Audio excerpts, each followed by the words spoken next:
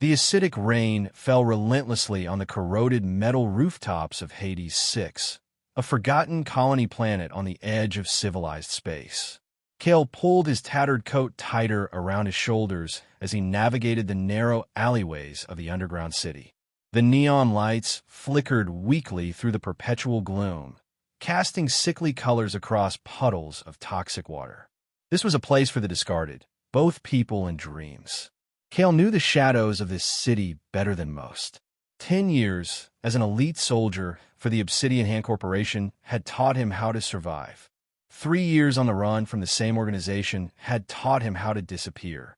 Now he existed in the spaces between, taking dangerous jobs from those who operated outside the law, just enough to keep himself alive and maintain his equipment. Not that he had much to live for beyond simple survival. The message had come through his encrypted comm unit that morning. A simple escort job. Collect a package from the Eastern District and deliver it safely through the pit, the most dangerous section of the underground city, where even the local gangs feared to establish territory. The pay was good. Too good, which meant the job was either a trap or genuinely high risk. Kale decided it didn't matter which. Credits were credits, and death was merely an end to the hollow existence he'd been leading since escaping the Hand. The meeting point was an abandoned maintenance hub for the city's failing environmental systems. Kale arrived 30 minutes early, scanning the surroundings before taking position in a recessed doorway with clear sight lines to all potential approaches. Right on schedule, a hooded figure appeared from the eastern access corridor. Kale's augmented vision picked up no obvious weapons, though the loose garments could conceal many things. The figure moved with purpose but caution, stopping occasionally to survey the surroundings. "That's far enough," Kale called out when the figure was 20 meters away. "Show me your face." The figure stopped, hands slowly moving to the hood. As the fabric fell back, Kale found himself staring at a woman with features so striking they seemed almost unnatural. Her skin was pale as moonlight, hair so black it seemed to absorb the ambient light around it. But it was her eyes that caught and held his attention, deep violet with an unusual luminescence, like dying stars. "You're the package," he stated flatly. It wasn't a question. "I am Lyra," she replied, her voice carrying a strange resonance that didn't quite match human vocal patterns. "You were hired to escort me through the pit." Kale stepped from the shadows, his military-grade scanner quietly analyzing her.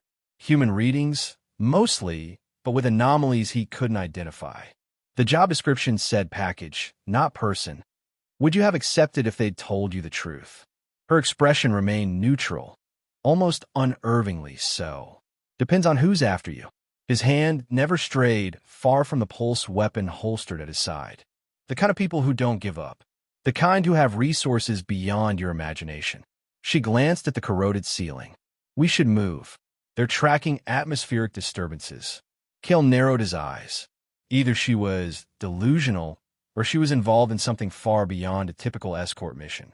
Either way, the credits had already been transferred to his account. "Stay close.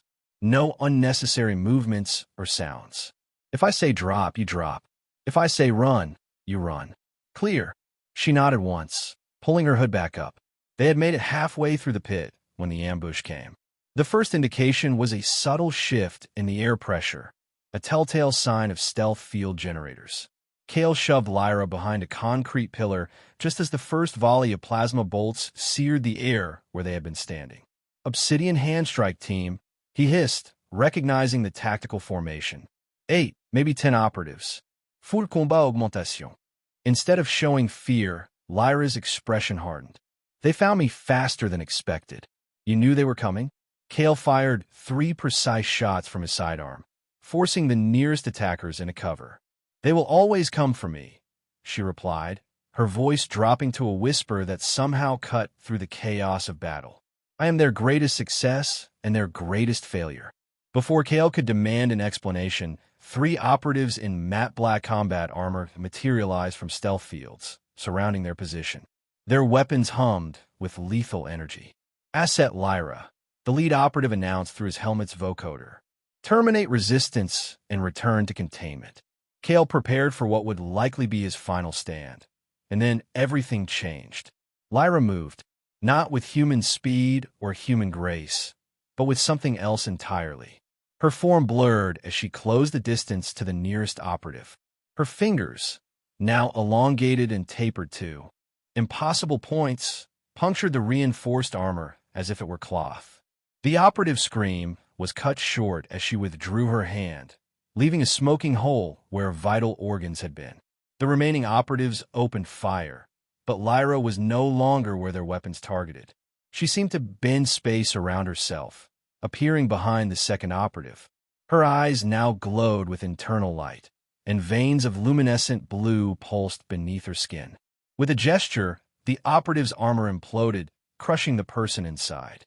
Kale, despite his years of combat experience, found himself frozen in shock. The third operative apparently felt the same, hesitating just long enough for Lyra to close the distance. This time, she didn't use physical force. A wave of energy emanated from her outstretched hand, and the operative's nervous system seemed to short-circuit, leaving him collapsed in a heap of twitching limbs. More operatives converged on their position. Kale snapped out of his stupor and rejoined the fight, providing covering fire as Lyra continued her impossible assault. Together they cut through the strike team, but not without cost. A plasma bolt grazed Kale's side, searing through armor and flesh. Another caught him in the thigh, dropping him to one knee. As he struggled to stand, the final operative targeted him with a weapon Kale recognized all too well, a molecular disruptor that would tear him apart at the cellular level. He raised his own weapon, knowing he wouldn't be fast enough. The shot never came. Instead, the operative was lifted off his feet by an invisible force. Lyra stood with her arm extended, her entire body now crackling with energy. The operative's armor began to crack, fracture lines spreading across its surface. The man inside screamed, once before both he and his equipment disintegrated into a fine ash that settled gently on the ground. The sudden silence was deafening. Kale's combat instincts kept his weapon raised, now pointed directly at Lyra. Blood seeped from his wounds, but adrenaline kept the pain at bay. Lyra turned to him, the glow in her eyes dimming, her skin returning to its pale smoothness. She regarded the weapon with mild interest, as if it were a curious insect rather than a threat. "You're not human," Kale managed, his voice rough. "Not entirely. Not anymore." She approached slowly. "You're injured. We need to leave before their reinforcements arrive." Kale didn't lower his weapon. "What are you?" Lyra paused, something like weariness passing over her features. Something they created, something they failed to control. Her gaze met his directly. "What you saw was just a fraction of what I can become. There are things about me you don't want to see. No one survives seeing my final form." The statement should have sounded melodramatic, but delivered in her calm, matter-of-fact tone, it sent a chill through Kale's combat-hardened soul. Yet something in him, perhaps the part that had been waiting for death since his escape from the hand, responded to the challenge in her words. "Then I'll die seeing you as you are," he replied, finally lowering his weapon. The words surprised even him, but once spoken, he couldn't deny their truth. Something shifted in Lyra's expression, surprise, perhaps, or a distant echo of human connection. She approached and knelt beside him, examining his wounds. "These are severe," she observed. "I can temporarily stabilize you, but we must find somewhere secure. Why not just leave me? You clearly don't need protection." The pain was beginning to break through the adrenaline. Her hands hovered over his injuries, emanating a subtle warmth. "You chose to see me, not run from me. That is uncommon." After a pause, she added, "And you know this city. I need to get off-world." As the strange energy from her hands seeped into his wounds, numbing the pain and slowing the bleeding, Kale made a decision that would alter the course of his life. "I know someone who can get us transport. But first, we need to disappear." And so began their desperate flight through the underbelly of Hades 6, pursued by the shadow of the Obsidian Hand. The maintenance tunnels beneath the main city levels provided some protection from both pursuers and surveillance. Kale led the way, moving as quickly as his injured leg would allow. Lyra followed silently, occasionally glancing back as if sensing something beyond normal perception. "How did they find you so quickly?" Kale asked as they paused at a junction, checking his wrist-mounted scanner for signs of pursuit. "They always find me," Lyra replied. "I have their technology inside me. They can track the energy signature when I use certain abilities. Like what you did back there." Kale gave her a praising look. "What exactly did they do to you?" Lyra's expression remained neutral, but her eyes betrayed a flash of something ancient and pained. "They wanted to create the perfect weapon, something that could harness and manipulate fundamental forces. They started with human subjects, then began introducing non-human elements, both biological and technological." She looked down at her hands. "I was one of hundreds, the only one who survived the final phase of integration. And now they want their investment back," Kale concluded. He'd seen enough of the Obsidian Hands operations to know how they viewed their creations, as property, nothing more. "They want to contain me, study why I succeeded where others failed, then replicate the process." Her voice remained even, but her hands clenched slightly. "I would rather die than return to their laboratories." Kale nodded. He understood that sentiment perfectly. "The contact I mentioned, she operates out of an old mining facility in Sector 17. If anyone can get us off-world without triggering planetary security, it's her." They continued through the labyrinthine tunnels, occasionally passing the hollow-eyed residents of the Undercity, people so beaten down by life that they barely registered the strange pair passing through their territory. Kale traded some medical supplies for information about recent hand activity in the area, learning that multiple strike teams had been deployed throughout the city. As they approached Sector 17, Kale noticed Lyra becoming increasingly tense. Her movements, normally fluid and precise, grew slightly erratic. Occasionally, faint lines of blue energy would trace themselves briefly beneath her skin before fading. "What's wrong?" he finally asked as they paused at an access hatch. "Proximity to certain energy fields affects my stability," she admitted. "There's something nearby, perhaps a power station or experimental technology." Kale frowned.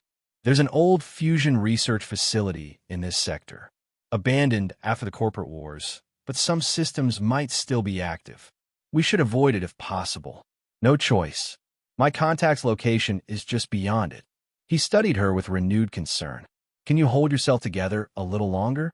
For the first time, a ghost of a smile touched her lips. "I've been holding myself together for years, Kale.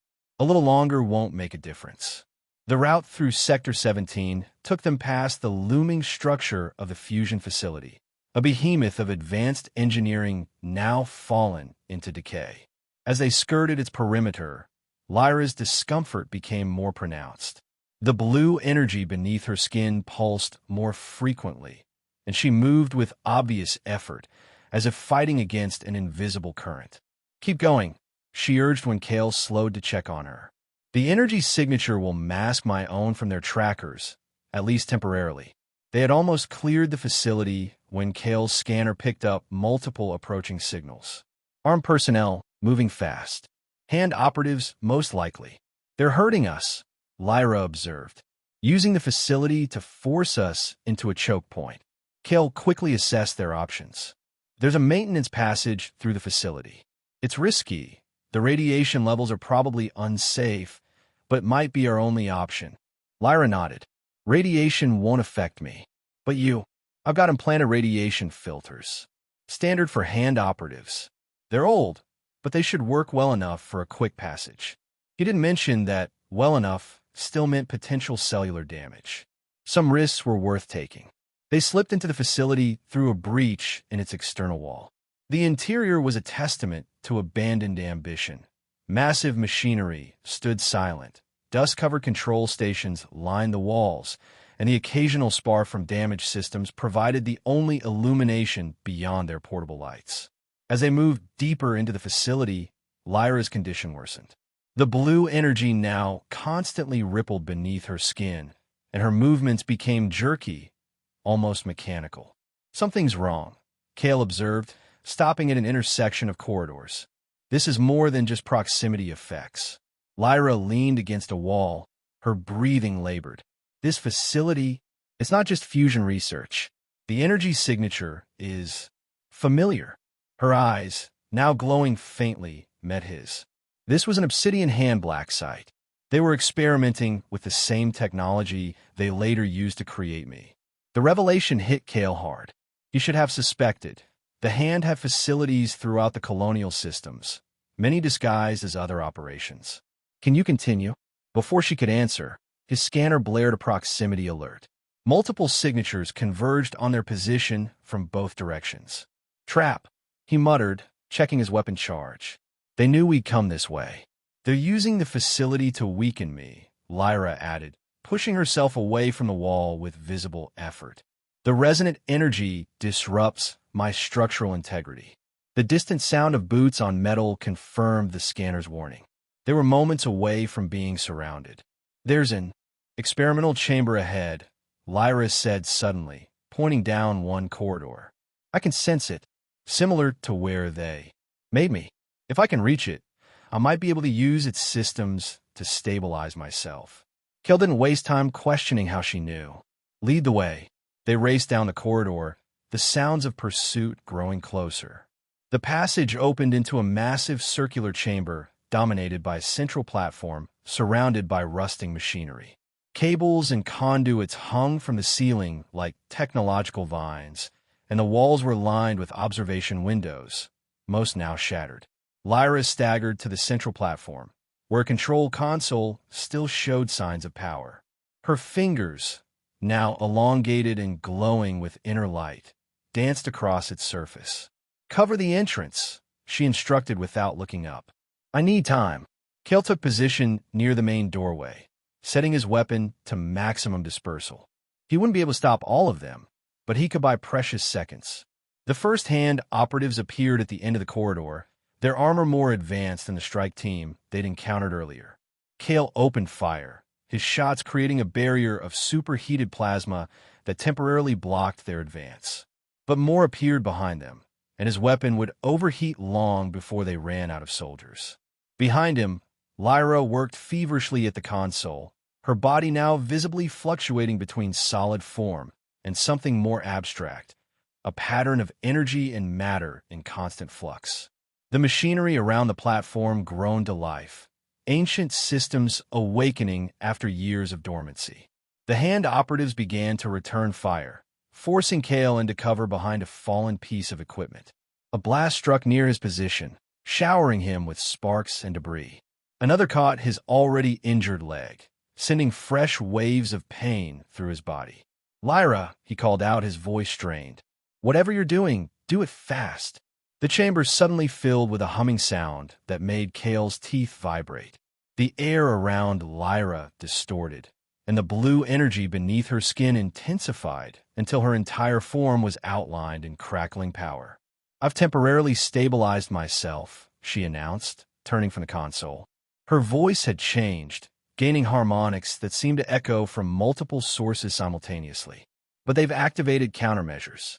This facility has protocols specifically designed to contain beings like me.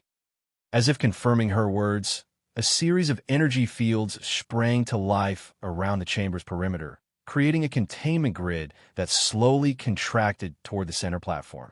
Beyond the fields, more hand operatives arrived, accompanied by figures in laboratory attire rather than combat gear.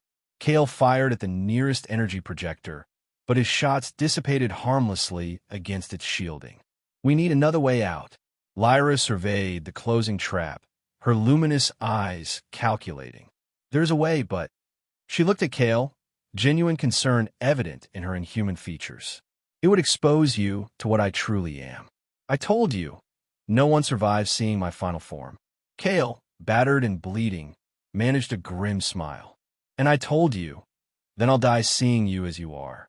He met her gaze without flinching. Do what you have to do.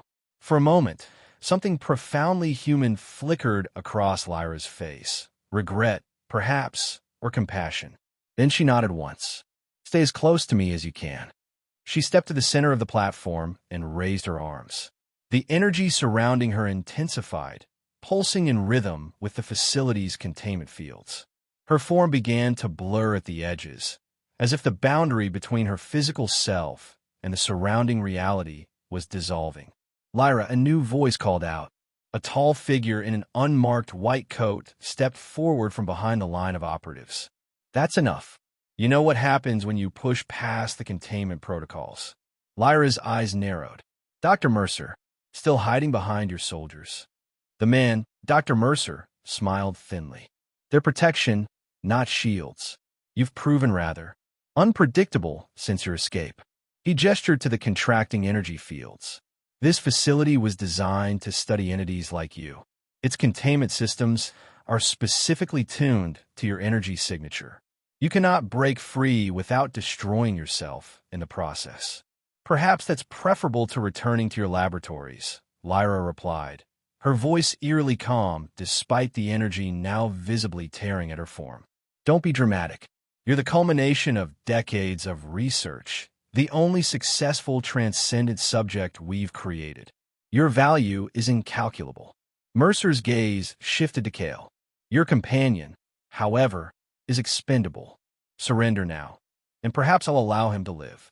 Kale readied his weapon, knowing it would be useless against the assembled forces, but unwilling to die without a fight. Don't listen to him, Lyra. The hand never keeps its promises. Mercer sighed with exaggerated patience. Operatives eliminate the interference. Multiple weapons trained on Kale. He dove for cover, but knew he couldn't evade them all. And then time seemed to slow. I'm sorry, Lyra whispered, her voice somehow reaching Kale despite the chaos. Remember your words. The air around Lyra rippled like heat distortion, then fractured into impossible geometries. Her human form began to unravel, not in a way that suggested destruction, but rather as if what had appeared human was merely a container for something vastly different.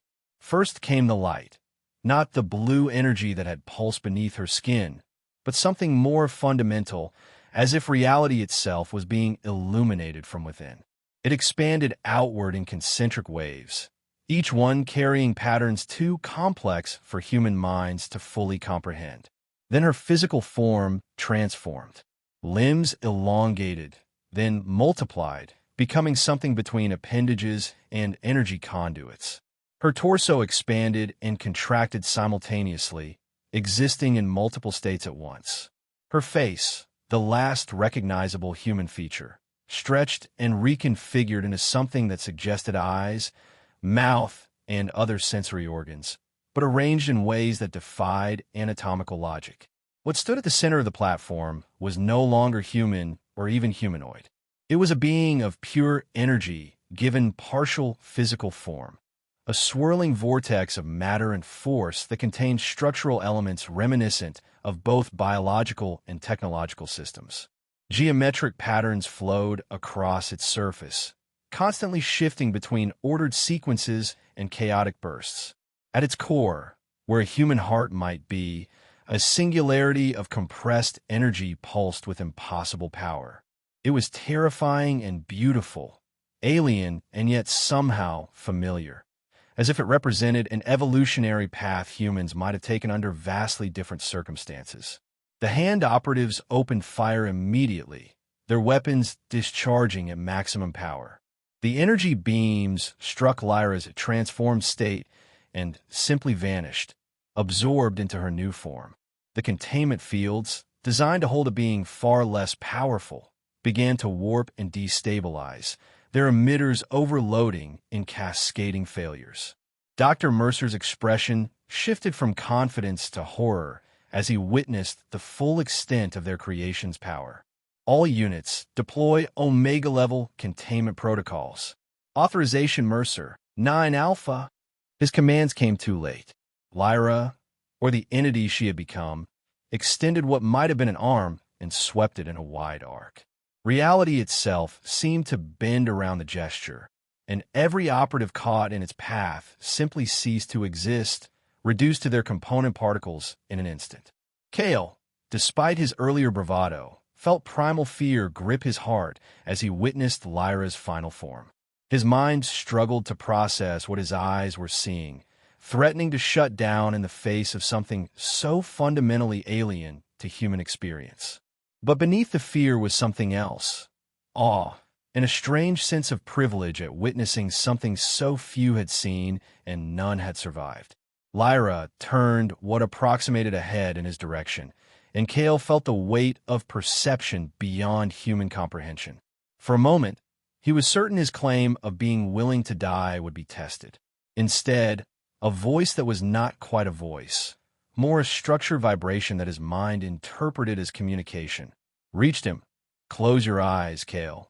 Not for your protection, but for your sanity." He did as instructed, but not before witnessing Lyra's transformed state surge toward the remaining operatives and Dr. Mercer. Even through closed eyelids, he perceived flashes of energy so intense they left afterimages on his retinas. The sounds defied description, not explosions or energy discharges, but the fundamental tones of reality being rewritten on a local scale. When the chaos subsided, Cale opened his eyes to devastation.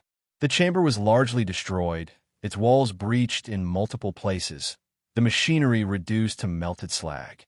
Of the hand operatives, nothing remained but scattered equipment and ash. Dr. Mercer was nowhere to be seen. At the center of the destruction stood Lyra, slowly reverting to her humanoid form.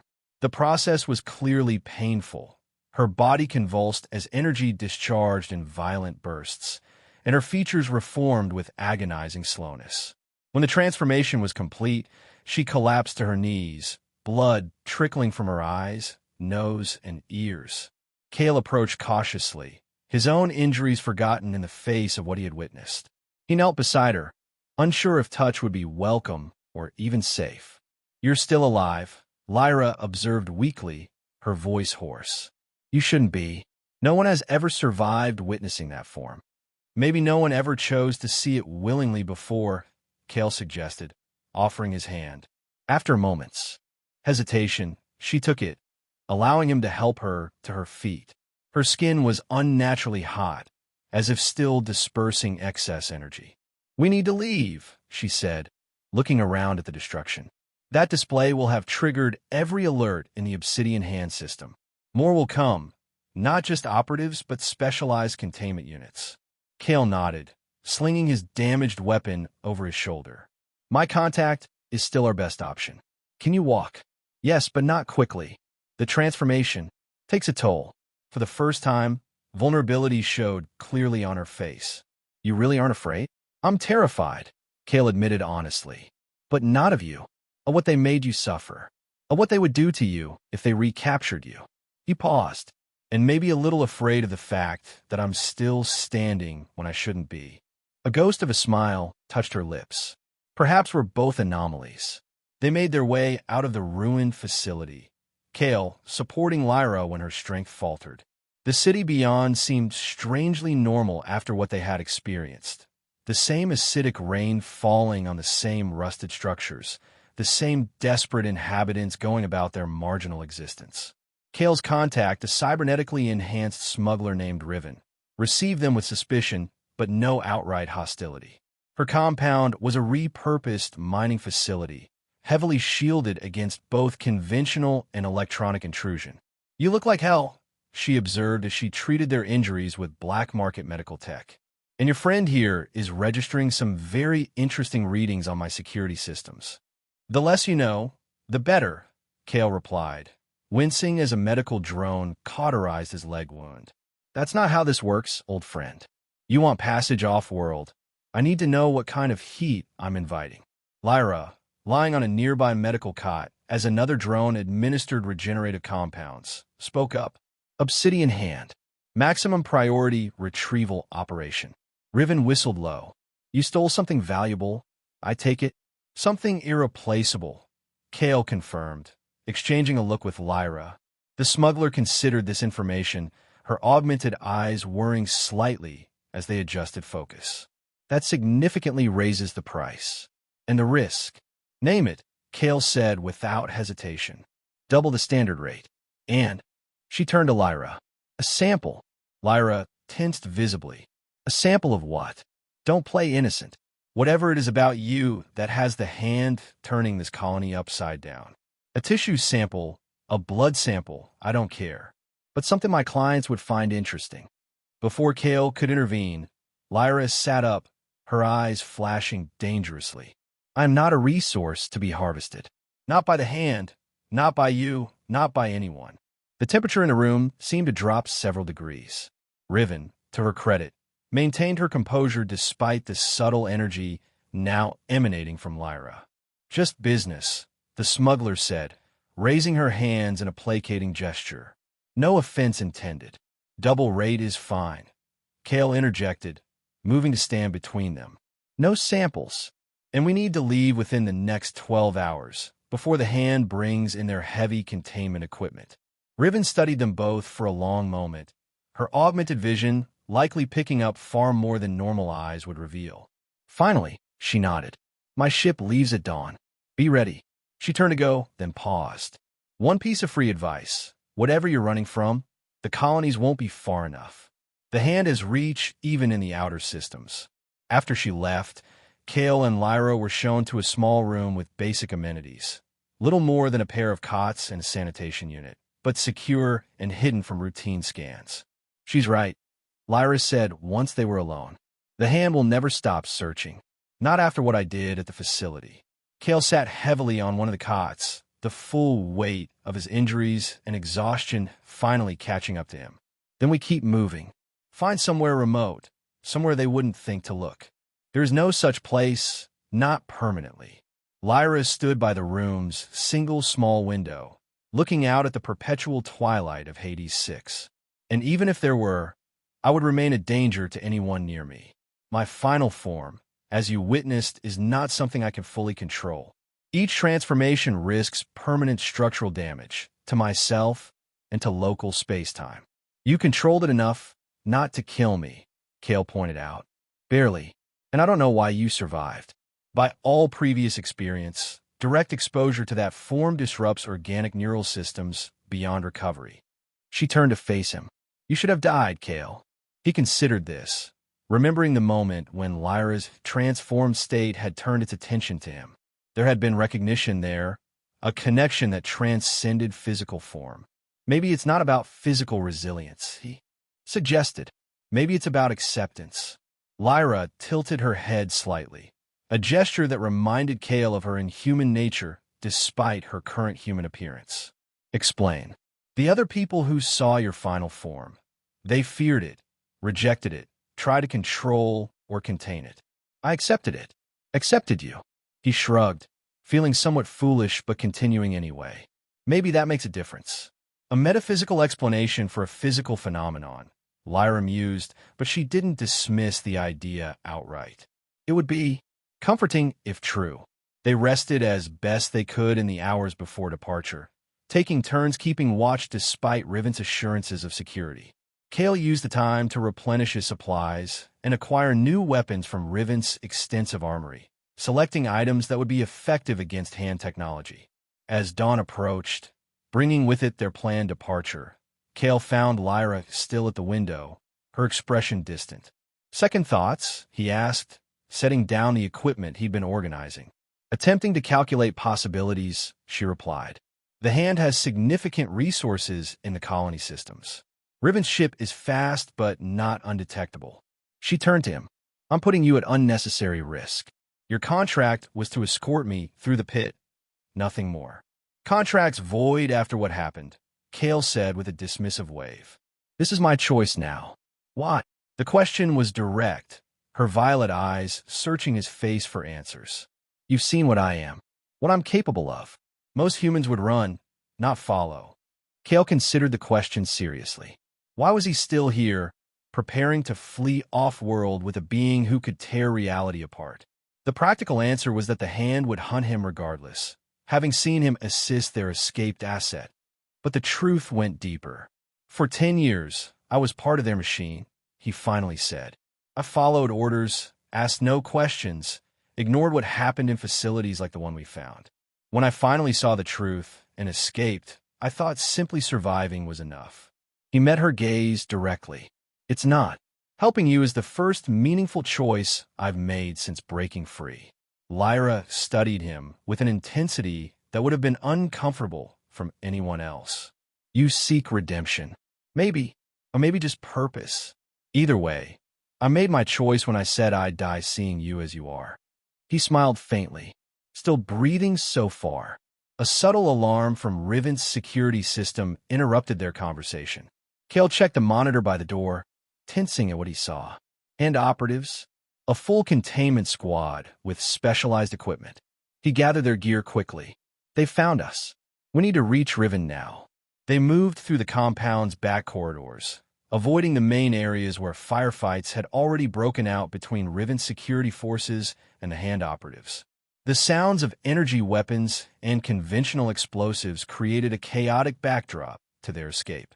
They were within sight of the landing bay when an armored figure stepped into their path. Unlike the standard operatives, this one wore a specialized containment suit equipped with technology specifically designed to counter beings like Lyra. Asset Lyra, the figure announced, its voice distorted by the suit systems. Your continued resistance is pointless. Return to containment willingly, and the collateral damage will be minimized. Kale didn't wait for negotiations. He fired his newly acquired weapons, aiming for the joints in the specialized armor. The shots connected but seemed to do minimal damage, absorbed by layers of protective shielding. The figure raised an arm, and a wave of counteractive energy surged toward them. Lyra pushed Kale aside, taking the brunt of the attack. She staggered, blue energy flickering erratically beneath her skin as the containment technology interfered with her internal systems. Disruptor fields, she gasped, struggling to maintain her form. Designed to prevent transformation. The containment officer advanced, a capture device extending from one gauntlet. Surrender now, Asset Lyra. Further resistance will result in permanent damage to your unique configuration. Kale fired again, this time targeting the officer's helmet sensors. One shot connected, temporarily blinding the suit's targeting systems. He used the momentary advantage to drag Lyra toward the landing bay doors. I can't transform, she warned, her voice strained. The disruptor field is still active. If we encounter more of them, we fight another way, Kale interrupted, checking the charge on his weapons. Riven keeps her ship in Bay 3. If we can reach it, the wall beside them exploded inward, showering them with debris. Through the breach stepped Dr. Mercer, now wearing an advanced exosuit equipped with multiple weapon systems. His face, partially visible through the suit's transparent faceplate, showed signs of burns and trauma from his earlier encounter with Lyra's final form. Impressive survival instinct, Kale. Mercer observed his weapons training on them both. Most who witness the transcendent state don't live long enough to run. You survived too, Kale noted, keeping himself between Mercer and the still-recovering Lyra. With significant technological assistance, yes. Mercer gestured to his exosuit. The same technology that will ensure Asset Lyra cannot escape again. The disruptor fields are already preventing her transformation, and this time, we're prepared for conventional resistance as well. As if on cue, more containment officers appeared, surrounding them from all directions. Each carried specialized equipment designed to suppress Lyra's abilities. Kale assessed their options and found them severely limited. His weapons might take down one or two officers, but not all of them, and certainly not Mercer and his reinforced exosuit. Without Lyra's abilities, they were outmatched. It's over, Mercer stated with satisfaction.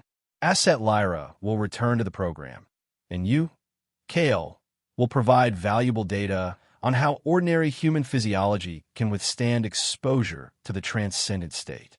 Lyra, still weakened by the disruptor fields, straightened beside Kale. I will not return to your laboratories, Doctor. I would rather die. That's not your decision to make. You are Obsidian Hand property, the culmination of the Transcendence Project. Mercer's tone held the casual cruelty of someone discussing an interesting experiment rather than a sentient being. Your preferences are irrelevant. Something shifted in Lyra's stance. Despite the disruptor fields, her eyes began to glow faintly. You're wrong, Doctor. About so many things. She glanced at Kale, including why he survived. Before Kale could ask what she meant, Lyra reached out and grasped his hand. The contact sent a jolt of energy through him. Not painful, but intensely foreign, as if his nervous system had suddenly been connected to something vastly larger than himself. "What are you doing?" he whispered, feeling strange new sensations cascading through his body. "Testing a theory," she replied, her voice stronger now, "about acceptance and connection." Her gaze returned to Mercer. "Your disruptors prevent me from transforming alone, but perhaps not from sharing that transformation." Mercer's eyes widened in sudden understanding. "Stop her. Maximum disruptor output."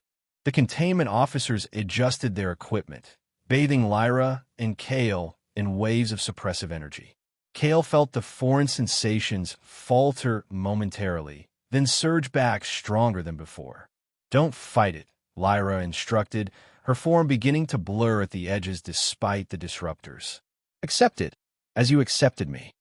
Kale didn't fully understand what was happening, but he made a conscious choice to trust Lyra, to open himself to whatever process she had initiated. The energy flowing between them intensified, and he felt his perception expanding beyond normal human limits. The world around him seemed to slow, then fragment into layers of reality he had never before perceived. He saw the energy fields generated by the disruptors, the complex patterns of power flowing through Mercer's exosuit, even the subtle quantum fluctuations in the air around them. And he saw Lyra, not just her physical form, but the true nature of her being. The transcendent state was not simply a transformation. It was an ascension to a higher level of existence, a state where consciousness and energy became a unified field capable of directly interacting with fundamental forces. "Impossible," Mercer breathed, his instruments registering what was happening. Human physiology can't withstand the transcendent integration. The neural overload alone should kill him, Lyra finished, her voice now carrying those same strange harmonics Kale had heard before. "Perhaps if he feared it. But Kale chose to see me as I am. He accepted the unacceptable." Her form continued to shift, the transformation spreading to where their hands connected. "And now I choose to show him not just what I am, but what we can be." The disruptor fields shattered as something new emerged from their joined forms. Neither wholly Lyra's transcendent state nor wholly human, but a synthesis that retained aspects of both. Energy cascaded around them in geometric patterns that somehow accommodated both her alien complexity and his human simplicity. The containment officers opened fire, but their weapons found no purchase in this new state of being. Mercer, understanding the danger more completely, activated his exosuit's emergency protocols, generating a localized containment field around himself.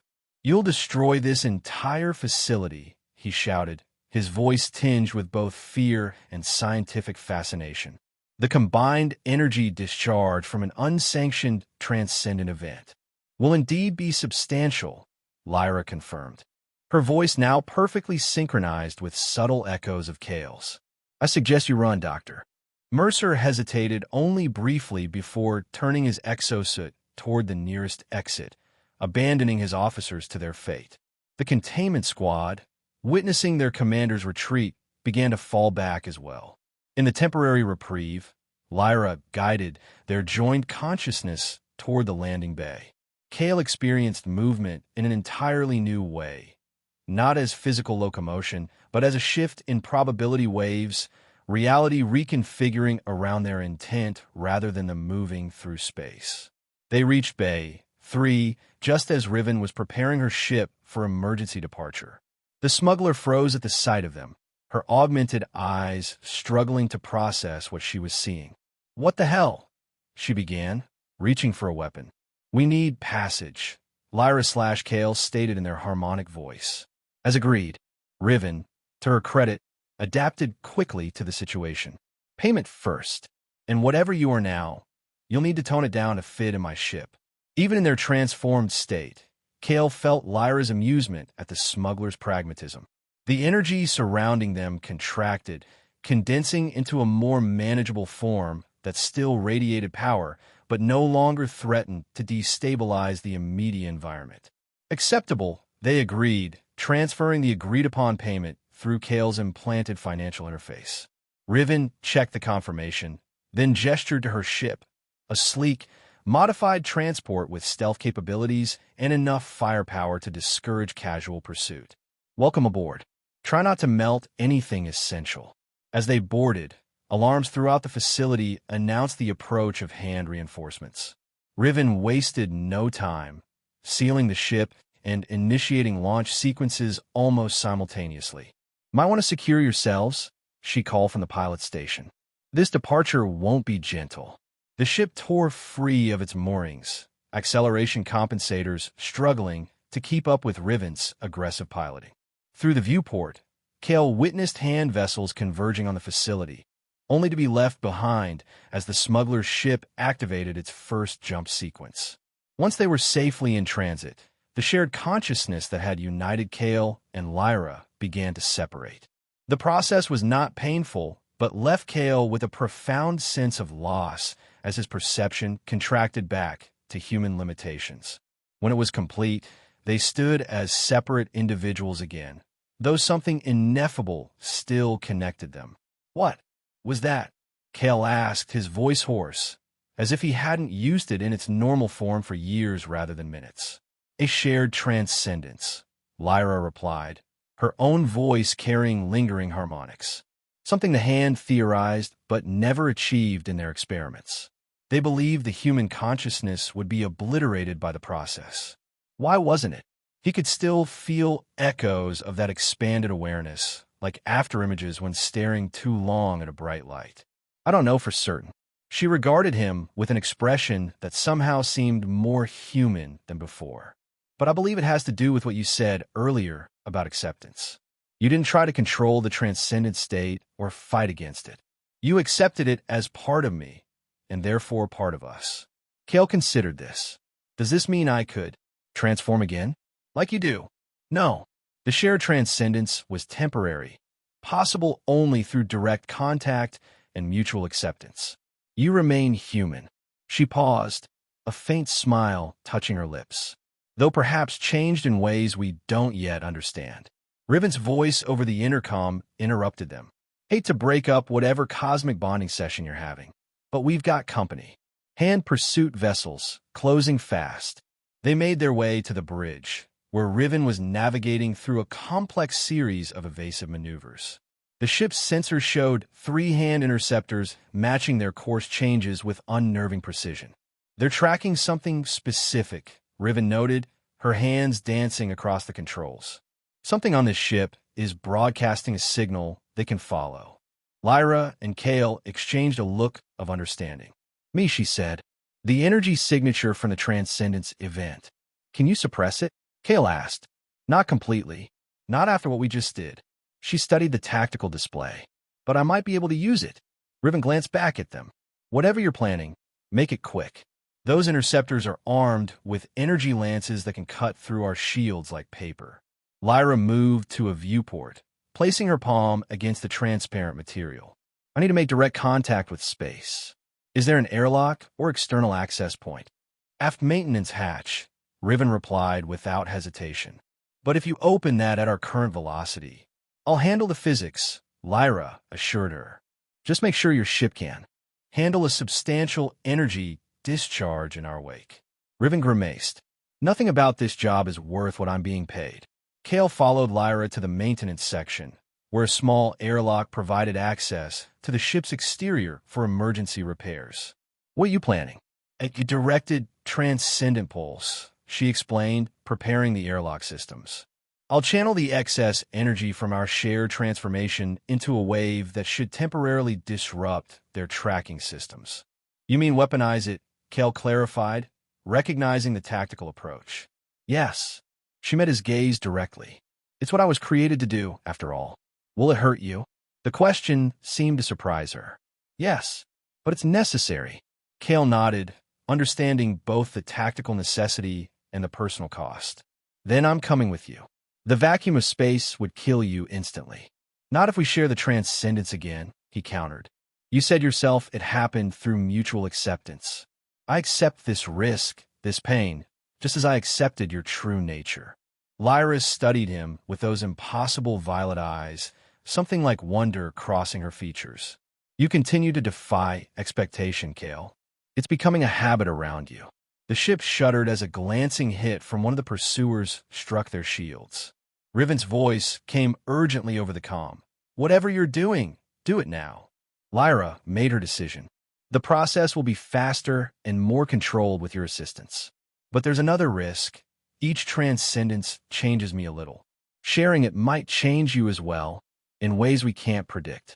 I'll take that chance, Kale replied without hesitation. She nodded, extending her hand. As their fingers intertwined, the same cascade of foreign sensations began to flow through Kale's nervous system. This time, knowing what to expect, he embraced the process more fully, consciously opening himself to the expanded perception. The transformation enveloped them more quickly than before, their joined consciousness expanding beyond the constraints of purely physical existence. In this state, the airlock presented no barrier, matter itself becoming permeable to their shared intent. They extended beyond the ship's hull into the vacuum of space, where the absence of atmosphere allowed the transcendent energy to flow without resistance. Kale perceived the pursuing vessels not as solid objects, but as complex patterns of energy and information. And more importantly, he perceived the tracking beams locked onto Lyra's energy signature. With their shared consciousness, they shaped the excess energy from their transformation into a precisely calculated pulse. The wave propagated outward at speeds that defied conventional physics, striking the hand vessels with pinpoint accuracy. The effect was immediate and devastating. The tracking systems overloaded, cascading failures spreading through the interceptor's sensitive equipment. One vessel veered off course, its navigation systems compromised. Another suffered a more catastrophic failure, its energy core destabilizing in a brilliant flare of light. The third, more heavily shielded than its companions, weathered the pulse but fell too far behind to maintain pursuit as Riven's ship accelerated away. Victory achieved, they withdrew back into the confines of the ship. The separation came more easily this time, their individual consciousnesses reasserting themselves with practiced familiarity.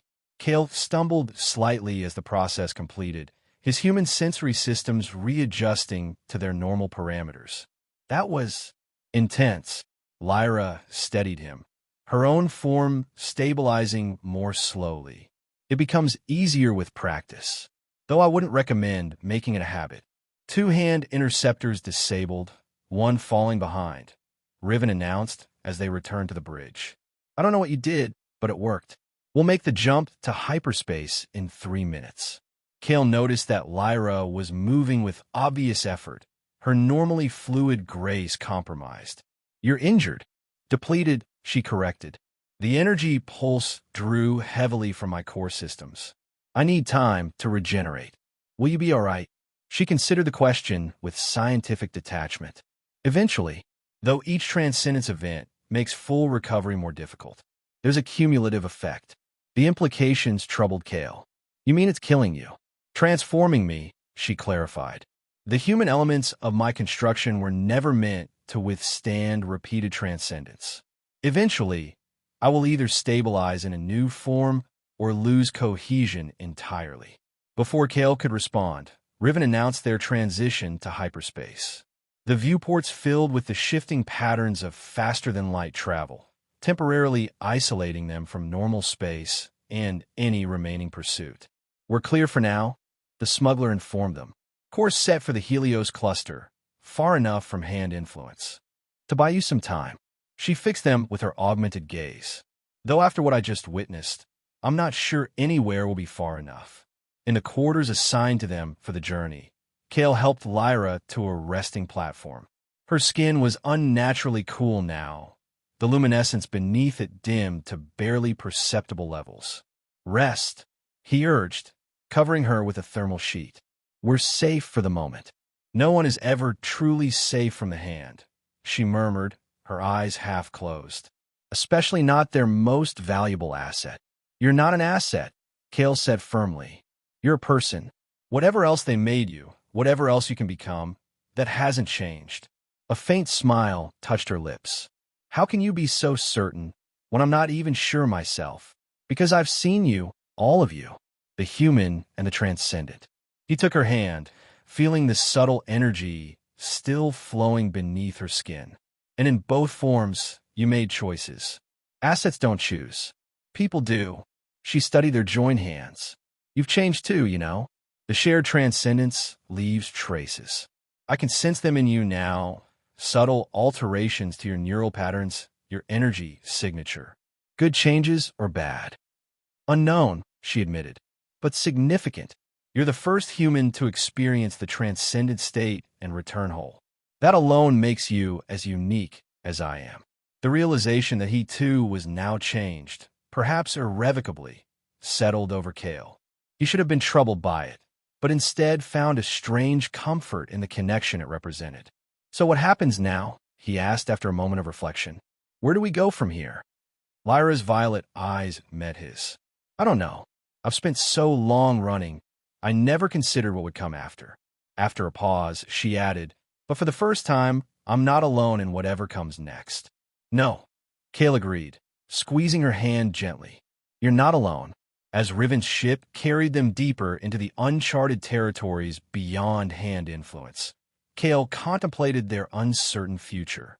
They were both changed, both hunted, both existing in states never intended by their creators. The hand would continue searching. Dr. Mercer would develop new means of tracking and containing them, and the transcendent energy within Lyra would continue its inexorable transformation. But something fundamental had shifted in their shared ordeal. Lyra's warning, no one survives seeing my final form, had proven both true and false. The person Kale had been might not have survived the experience, but who he was becoming just might thrive in it. And his answer, then I'll die seeing you as you are, had also found new meaning. Not as a declaration of fatalism, but as a willingness to let go of old limitations, old identities, in order to see and accept something new. Whatever awaited them in the spaces between stars, they would face it together, each changed by the other, each accepting the other fully, neither quite what they had been before they met, but perhaps becoming something neither could have imagined alone.